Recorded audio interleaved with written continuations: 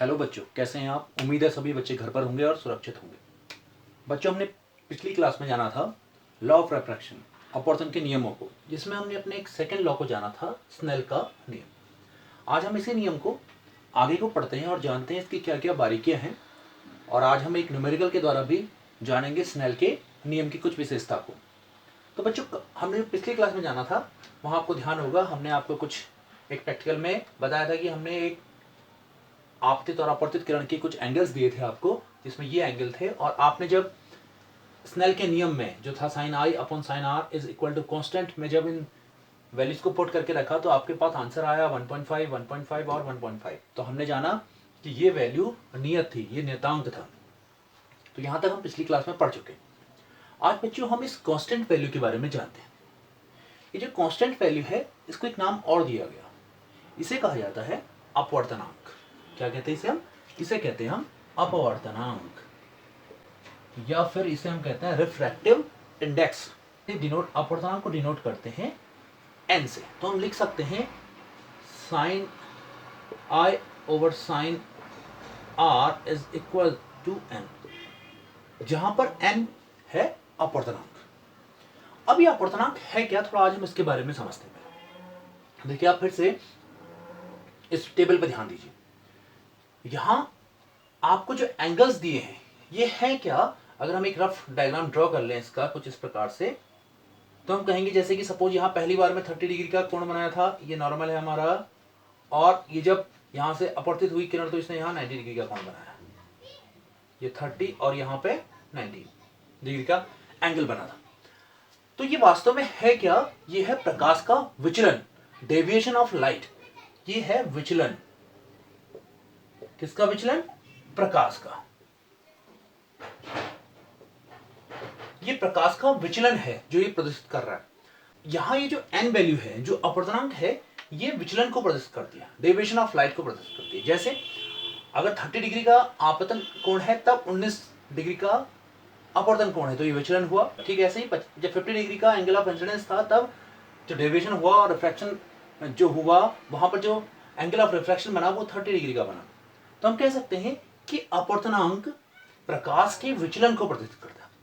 तो हम कहेंगे अपवर्तनांक के बारे में जो हमने पहली बात जानी वो है किसी माध्यम का अपवर्तनांक उस माध्यम में प्रकाश के विचलन को प्रदर्शित करता है। इसको आप लोग नोट कर लेंगे। अब दूसरा प्रश्न है आपके लिए कि आखिर में ये डेविएशन क्यों हुआ, ये यहाँ पर प्रकाश का विचलन क्यों हुआ, प्रकाश अपनी दिशा से क्यों विचलित हुआ। इसके बारे में आप रिफ्रैक्शन वाली क्लास में जान चुके हैं कि स्पीड ऑफ लाइट के चेंज होने से, प्रकाश की जो चाल है उसकी चेंज होने से यहाँ पर डेविएशन आता है। ये प्रकाश की चाल के कम होने से यहाँ अपवर्तन होता है। तो हम कह सकते हैं दूसरी बात, जो n है, ये n की जो वैल्यू है, हम इसे ऐसे भी लिख सकते हैं साइन i, हम कहेंगे speed of light in air. ये एक अनुपात है किस किस के बीच की, स्पीड का। देखिए speed of light in air, ये है एयर और ये है ग्लास। तो हम लिख लेंगे यहां पे speed of light in air over speed of light in glass is equal to n। हम ये भी कह सकते हैं क्योंकि ये जो विचलन है तभी तो हुआ है जब यहां स्पीड ऑफ लाइट में चेंज आया है। तो ये दूसरी बात हो गई। ये हमने पहली बात जानी अपवर्तन के बारे में। ये सेकंड टर्म हमने जाना कि प्रकाश की चाल के अनुपात को हम अपवर्तन कहते हैं। इसको भी हम नोट कर लेते हैं। अपवर्तनांक दो माध्यमों के बीच प्रकाश की चाल का अनुपात है, ये एक रेशियो है। तो ये हमने दूसरी बात जानी अपवर्तनांक की। और अपवर्तनांक ये शब्द भी कहां से आया है? स्नेल के नियम से हमने जाना। और तीसरी एक इंपॉर्टेंट बात है, आपसे कई बार पूछा जाता है कि अपवर्तनांक का मात्रक क्या है। क्योंकि बच्चों देखिए ये दो राशियों के बीच का अनुपात है, इसलिए अपवर्तनांक का कोई मात्रक नहीं है। तो ये तो बात हो गई अपवर्तनांक की। चलिए एक न्यूमेरिकल देखते हैं और फिर समझते हैं स्नेल के नियम का अनुप्रयोग किस प्रकार से किया जा सकता है स्पीड ऑफ लाइट को फाइंड आउट करने के लिए या फिर रिफ्रैक्टिव इंडेक्स को फाइंड आउट करने के लिए। सभी बच्चे इस क्वेश्चन को उतार लेंगे आप लोग।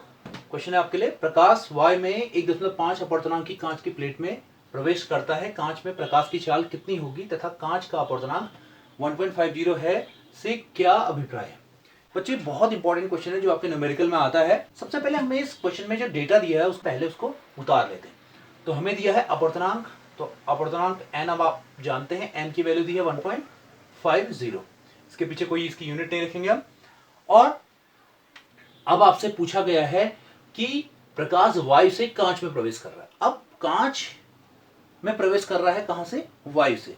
तो speed of light in air क्या होती है? प्रकाश की वायु में चाल लगभग निर्वात में प्रकाश की चाल के बराबर ही होती है। और इसको हम एक बहुत ही फेमस नंबर है c से लिख देते हैं, और इसे हम कहते हैं 3 × 10⁸ मीटर पर सेकेंड। ये तो बहुत ही वेल नोन नंबर है। प्रकाश की चाल 3 × 10⁸ मीटर पर सेकेंड। और अब हमें फाइंड आउट क्या करना है? हमें फाइंड आउट करना है प्रकाश की चाल कांच में क्या होगी। तो हम इसके लिए लिख लेते हैं v। क्या होगा? हम v लिख लेते हैं। Speed of light in glass हमने फाइंड आउट करनी है। तो ये हमारा डेटा उतर गया है। अब हम इस क्वेश्चन को हल करते हैं अपवर्तनांक वाले फॉर्मूले से, जो कि हमें मिला था स्नेल के नियम से। अपवर्तनांक का फॉर्मूला क्या था? वहां लिखा था आपने n इज इक्वल टू, तो आप लोग इसे लिख सकते हैं अब n is equal to c over v। अब इस फॉर्मूले में ये वैल्यूज रख लेते हैं हम। n की वैल्यू हमारे पास है 1.5 इज इक्वल टू, c की वैल्यू आपको पता है 3 × 10⁸ ओवर v। इसको जब आप पक्षांतर करते हैं तो आ जाता है आपके पास वैल्यू 1.5। जब इसे हम सॉल्व करेंगे तो ये आ जाती है 2 × 10⁸ मीटर पर सेकेंड। तो ध्यान रहे, ये जो आई स्पीड आई, ये कहां आई स्पीड? ये स्पीड आई है लाइट की ग्लास में 2 × 10⁸ मीटर पर सेकेंड। तो आपका जो पहला प्रश्न था उसका तो उत्तर आपको मिल गया है कि कांच में प्रकाश की चाल कितनी होगी। ये आपको आंसर इसका मिल गया। अब आपसे एक दूसरा प्रश्न यहां पूछा गया है कि 1.5 अपवर्तनांक का अर्थ बताइए। देखिए, अब की बार हमें speed of light in glass तो मिल गई, हम यहां लिख लेते हैं इसे, हमें मिल गई 2 × 10⁸ मीटर पर सेकेंड मिल गई थी अभी। अब हमसे पूछ रहा है कि इसका क्या मीनिंग है।